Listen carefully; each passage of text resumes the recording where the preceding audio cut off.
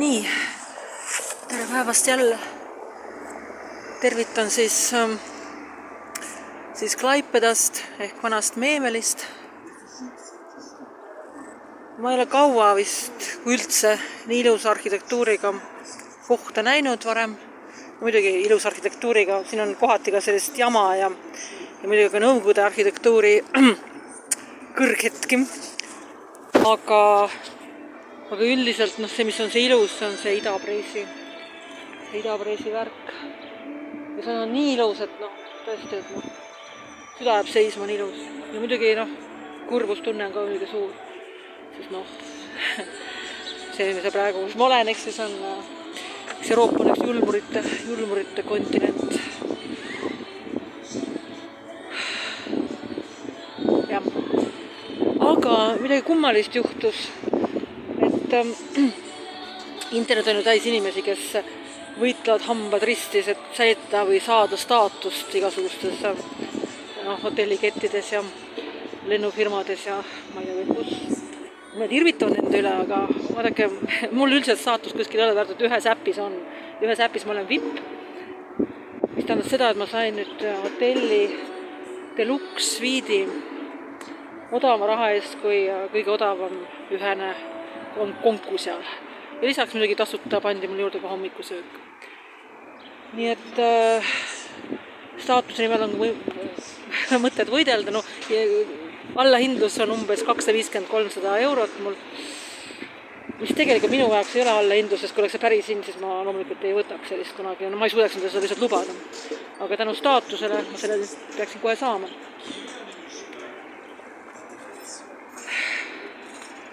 Ja siis ma käisin, kuna mul kas Euroopas hakkas nii vastu. Kui tuled siia, eks ju, sa tead, miks asjad on nii, nagu nad on, eks ju, ja natuke ajalugu ja lugenud kirjandusest teadlik ja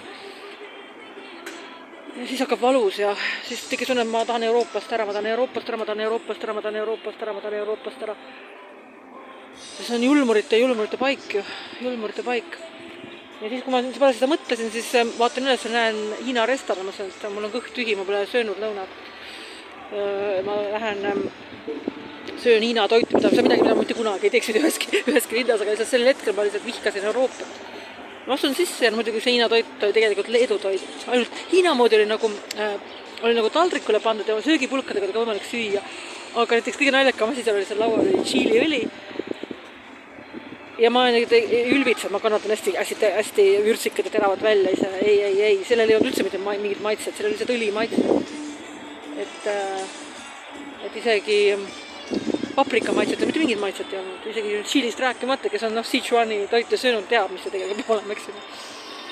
Ja Hiina kõige ei olnud mitte midagi tegemist. Aga toit oli ülimaitsev, väga maitsev, aga lihtsalt Leedu toit. Nii et Euroopas ma lahti ei saanud kahjuks. Aga jah, üks kõige ilusam linn, mis ma olen näinud vist elus. Kõige ilusam. Arhitektuur on selline, et iga maja peaks mingi tund aega järjest vaatama. Ja siis veel vaatama. Ja viimase peal.